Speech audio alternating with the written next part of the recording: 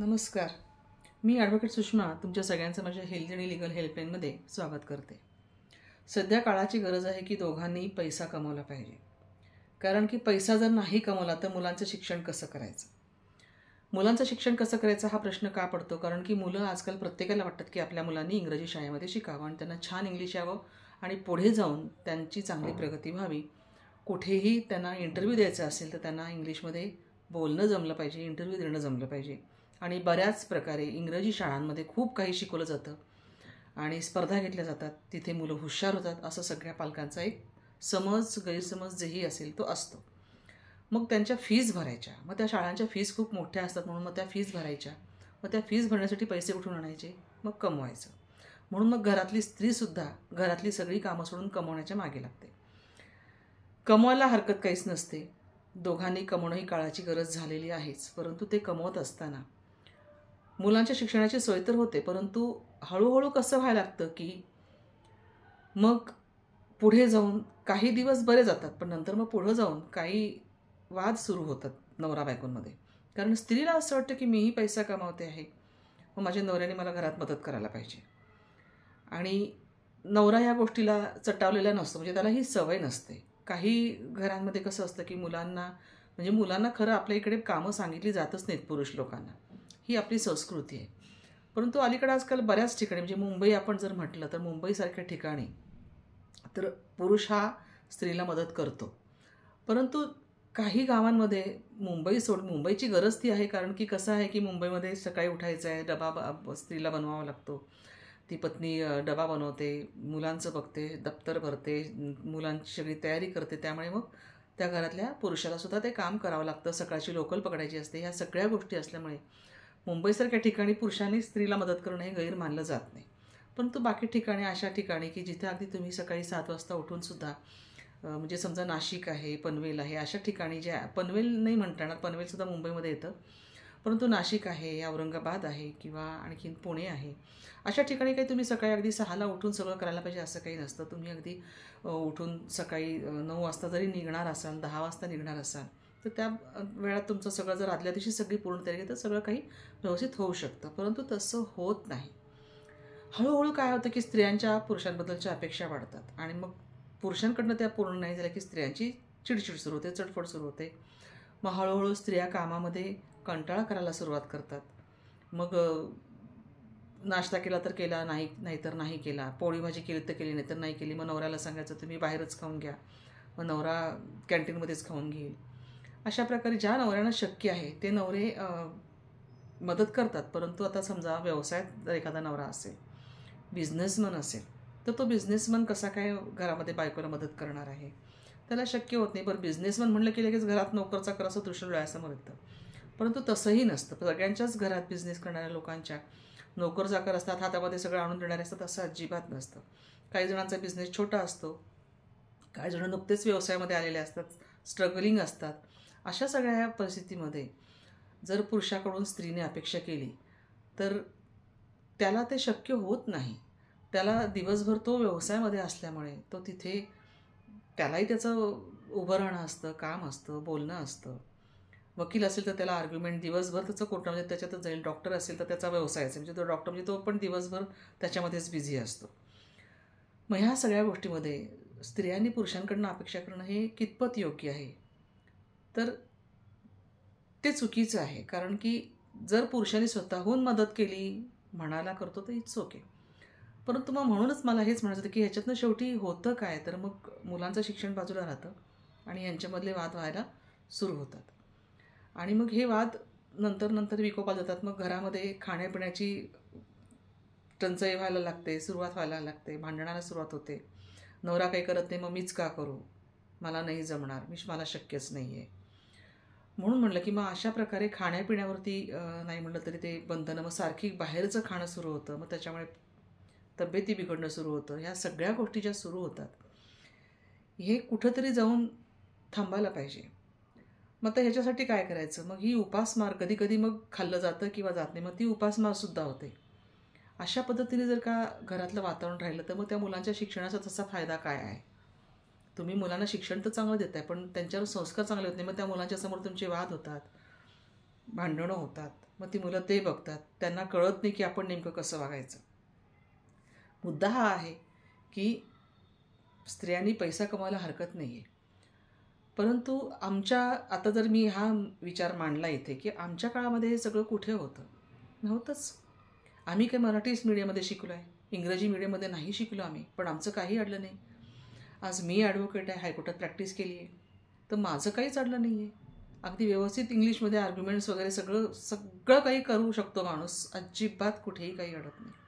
मग इंग्लिश मला मान्य आहे की स्पर्धा आता खूप सुरू झालेल्या आहेत, पण त्या स्पर्धेमध्ये आपल्या मुलांनी धावलंच पाहिजे का? आपल्या मुलांना काय आवडतं हे आपण का नाही बघायचं? म्हणजे माझा मुलगा चांगला इंजिनियर व्हायला पाहिजे, माझा मुलगा चांगला डॉक्टर व्हायला पाहिजे, अशा जर सगळ्या तुम्ही अपेक्षा ठेवल्या तर त्या अपेक्षांचं ओझं त्या तुम्ही मुलांवरती राहता आणि ती मुलं त्या ओझ्याखाली दबतात आणि त्याच्याखाली तुम्हीसुद्धा दबता. त्यामुळेच तर तुम्ही हे सगळं करता. पण तुम्ही जर मुलांना छान वातावरणात राहू दिलं, शिकू दिलं, तर हे प्रसंग येणार नाहीत. मी आता अशी काही उदाहरणं बघते की म्हणजे नवऱ्यापेक्षा बायको काही खूप पैसा कमवते असं अजिबात नसतं, पण ती कमावते ह्याचा तिला भयंकर अभिमान असतो. ती म्हणते मी कमावते, मी पण करते, मग तुम्ही पण करायला पाहिजे. अगं पण तुझ्यापेक्षा तुझ्या नवऱ्याचा बिझनेस मोठा आहे, व्यवसाय मोठा आहे, तो तुझ्यापेक्षा जास्त कमावतो. आणि सगळ्यात मुख्य म्हणजे ही गोष्ट आहे की प्रमुख पुरुष म्हणून घरातला कमावता तोच असतो. तू नाही कमावलंस तरी एक वेळ चालणार आहे, पण त्याला कमावणं गरजेचंच आहे, कारण की त्याने जर नाही कमावलं तर घर कसं चालणार आहे? त्याच्यामुळे घरातल्या पुरुषांकडनं स्त्रीनी अपेक्षा करणं चुकीचं आहे असं माझं म्हणणं नाही आहे, परंतु त्याला जर शक्य नसेल तर त्याच्यावर लादणं मात्र चुकीचं आहे. मुलांची तयारी तुम्हीच करा, मुलांचे अभ्यास तुम्ही घ्या, मुलांना तुम्ही हे शिकवा. शक्य असेल, वेळ असेल तर नक्की पुरुषांनी करायला पाहिजे. त्यांना त्याच्यात इंटरेस्ट असेल तर त्यांनी करायला पाहिजे. पण म्हणून मी काय म्हटलं, जर नोकरी असेल, नोकरीवरनं तो येत असेल, त्याचा अगदी ठराविक टाईम असेल की 5 वाजता त्याची नोकरी संपली, तो 6ला घरात हजर आहे आणि मग संध्याकाळी 7ला त्याने मुलांचा क्लास घ्यायचा किंवा मुलांना अभ्यास शिकवायचा किंवा मुलांचा अभ्यास घ्यायचा, तर इट्स ओके, ठीक आहे. पण जे व्यवसायात आहेत त्या व्यवसायातल्या लोकांचा कुठे भरोसा असतो? आता वकील आहे तर त्याला ऑफिसमध्येही बसावलं होतं दुसऱ्या दिवशीची तयारी करण्यासाठी. एक वेळ डॉक्टर कदाचित फ्री असेल, पण डॉक्टरसुद्धा फ्री नसतो. डॉक्टरसुद्धा घरी आल्यानंतर त्यालासुद्धा तो शांतपणे बसेल असं नाही, त्याला कधीही कॉल येऊ शकतो, कधीही इमर्जन्सी येऊ शकते. अशा वेळेला तो काय करणार? मग अशा वेळेला स्त्रीनी समजून घेतलं पाहिजे, तिला कमवायचं तिने कमवावं. तिला कोणी जबरदस्ती केली नाही की तू पैसे कमाव, तुझ्याशिवाय घरात काहीच होणार नाही, अशी तर कोणी जबरदस्ती केलेली नाही आहे. तिला कमवायचे तिने जरूर कमवावं, पण ते कमवत असताना तिने पुरुषावरती अशी कुठली जबाबदारी लादायची नाही किंवा पुरुषाला असं जबरदस्तीने एखादी गोष्ट करायला लावायची नाही. म्हणून म्हटलं की पैसा कमवणं, स्त्री पैसा कमवते ह्याचा तिला खूप अभिमान होतो, नंतर तिच्यात तो अहम निर्माण होतो आणि त्या अहमपोटी मग ती आपल्या नवऱ्याकडनं अपेक्षा सुरू करते आणि त्यामुळे काय होतं, घरामध्ये वाद सुरू होतात. त्याच्यापेक्षा तिने न कमावता जे पूर्वापार चालत आलेलं आहे, तिने मुलांना सांभाळावं. तिने बिलकुल तिचा दृष्टिकोन म्हणजे तिचा वेगळा असणं अगदी गरजेचं आहे. स्त्री कमावती असली पाहिजे, तिलासुद्धा चौफेर दृष्टी निर्माण व्हायला पाहिजे, हे अगदी मान्य आहे. परंतु ते सगळं करत असताना समन्वय साधतासुद्धा तिला आला पाहिजे. तिने पुरुषांकडनं खूप अपेक्षा करू नयेत. म्हणून सुरुवातीपासून मी हेच सांगते की शक्य असेल तर पुरुषांनी नक्कीच मदत करायला पाहिजे, पण जर शक्य नसेल तर तिने समजून घेतलं पाहिजे. आणि जर तिला असं वाटत असेल की हे सगळं मला आता खूप जड होतं आहे आणि मला होत नाही आहे माझ्याकडून, तर तिने करू नये. तिने मुलांचं संगोपन करणं, निसर्गाने म्हणूनच काय केलेलं आहे, स्त्रीला मातृत्व का दिलेलं आहे निसर्गाने, ह्याच्यासाठीच तर दिलेलं आहे. त्यांनी स्त्रीला नोकरी करण्याचा हे दिलेलं नाहीच आहे. हे सगळे जे नोकरी करायचे आहेत, पैसे कमायचे, हे सगळे जे लाड आपण पुरवतो आहे ते स्वतःचे आपण स्वतःच पुरवतो आहे. हे सगळे आपले स्वतःचे निर्माण केलेल्या गोष्टी आहेत. पूर्वीच्या काळी आमच्या वेळेला असं होत नव्हतंच, ही गोष्ट खरी आहे. त्याच्यामुळे कोणाचं काही आमच्या वेळेच्या लोकांचं अडलेलं नाही. अगदी आमच्या वेळेची लोक डॉक्टर आहेत, इंजिनियर आहेत, लेडीजसुद्धा इंजिनियर आहेत आणि छान मोठमोठ्या पदावर आहेत. कशाला आता आपल्या प्रतिभा पाटील होत्या राष्ट्रपती, त्या कुठे इंग्लिश शिकायला गेल्या होत्या, कुठे कोणाकडे नाही. पण म्हणून कोणाचं काही अडतं का, राष्ट्रपती झाल्या. आज त्या तर आमच्याहीपेक्षा मागच्या काळातल्या आहेत, तरी पण काही अडलं का, झाल्यानं त्या राष्ट्रपती. म्हणजेच तुम्हाला जर पुढं जायचं असेल तर तुम्ही कसेही पुढे जाऊ शकता. त्यासाठी गरज नाही आहे की प्रत्येक स्त्रीने करायलाच पाहिजे.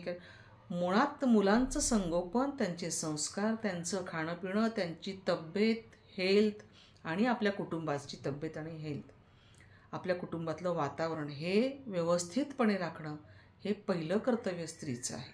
हे मी एक स्त्री असून म्हणते. मलाही हे मान्य आहे की आपण सुद्धा काहीतरी केलं पाहिजे. मीही केलीच प्रॅक्टिस. परंतु ते करत असताना घराचा समन्वय खूप छान साधला होता. माझ्याही घरी येणारे जाणारे खूप होते, पाहुणे यायचे, पण कधी घराकडं दुर्लक्ष नाही झालं आणि कधी मी अपेक्षाही नाही केली. ते तशी अपेक्षा न करता प्रत्येक स्त्रीने जर घर सांभाळता येत असेल तर ते सांभाळून नोकरी नक्की करावी, पैसा नक्की कमवावा, परंतु स्वतःच्या घरामध्ये शांतता कशी राहील हे तिनं पहिल्यांदा पाहिलं पाहिजे. आणि म्हणूनच माझं असं मत आहे प्रामाणिक की प्रत्येक स्त्रीने काही ना काही केलंच पाहिजे. आज खूप क्षेत्रामध्ये स्त्रिया पुढे गेलेल्या आहेत, जायलाच हवं. परंतु हे साधताना, हा समन्वय साधताना कुठेही घरातली शांतता भंग होणार नाही किंवा आपल्याकडून आपल्याच माणसांची हेळसांड होणार नाही, खाण्यापिण्याचे हाल होणार नाहीत, या गोष्टीकडं तिनं नक्की लक्ष दिलं पाहिजे. कारण ती एक स्त्री आहे, ती एक माता आहे, ती एक आई आहे आणि ती एक पत्नी आहे. ह्या सगळ्या जबाबदाऱ्या तिच्यावरती आहेत, ह्याची जाणीव तिने नक्कीच ठेवली पाहिजे. आणि आपण दरवेळेला पुरुषांना दोष देतो, तर प्रत्येक वेळेला फक्त पुरुषच दोषी असतो असं नसतं. स्त्रियांमध्येही खूप दोष असतात आणि म्हणूनच स्त्रियांनी आपल्यामध्ये काय आपण चुकतो आहोत, स्वतःचं इंट्रॉस्पेक्शन आपण ज्याला म्हणतो, म्हणजे आत्मपरीक्षण, तर स्वतःचं आत्मपरीक्षण स्त्रियांनी करायला पाहिजे. आपलं कुठे चुकतं आहे, काय आहे, हे सुद्धा त्यांनी बघितलं पाहिजे. आपल्या अपेक्षा फार वाढत नाही आहेत ना, आपण खूप जास्त अपेक्षा करत नाही आहोत ना, आपण पैसा कमावतो म्हणून आपल्याला गर्व तर झालेला नाही आहे ना, आपण पैसा का कमावतो आहोत, आपल्या कुटुंबासाठी, त्याहीपेक्षा आपल्या मुलांसाठी. नवरा जो पैसा कमवत असतो तो पूर्ण कुटुंबासाठी खर्च करत असतो. स्त्री जो पैसा कमावत असते ती हातभार लावण्यासाठी कमवत असते, तिच्या पैशाचा हातभार नक्कीच लागतो. परंतु प्रथम तिने ह्या 4 गोष्टी सांगितलेल्या लक्षात ठेवल्या पाहिजेत की ती एक स्त्री आहे, पत्नी आहे, आई आहे आणि गृहिणी आहे घरची, हे तिने कधीच विसरायचं नाही. त्यामुळे घराची जी चौकट आहे त्या चौकटीमध्ये कायम आपल्या शांतता, आनंद, हेल्दी वातावरण, आरोग्य, असं सगळं काही छान राहिलं पाहिजे, तर त्या कुटुंबाचा आनंद आहे. हे सगळं करत असताना या सगळ्या गोष्टी लक्षात ठेवून स्त्रियांनी पैसा जरूर कमवावा, परंतु त्या पैशाचा कधीही गर्व करू नये, अहम करू नये. जिथे अहम म्हणजे मी आला तिथे सर्व काही संपलं. म्हणून हा जो मी असतो हा खूप वाईट असतो. त्यामुळेच अहम न येता जमिनीवरती राहून, अमिताभ बच्चन यांचं खूप छान उदाहरण आहे. आज एवढ्या मोठ्या पदावर म्हणण्यापेक्षा एवढा मोठा तो स्टार आहे, पण तरीसुद्धा कुठेही त्यांच्या मनात अहम नाही आहे. अजूनही ते डाऊन टू अर्थ, म्हणजे अजूनही त्यांचे पाय जमिनीवर आहेत आणि असंच आपल्यालाही राहता आलं पाहिजे.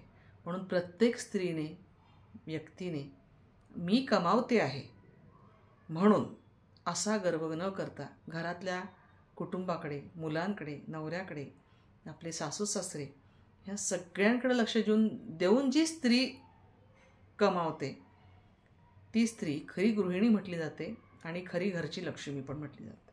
धन्यवाद.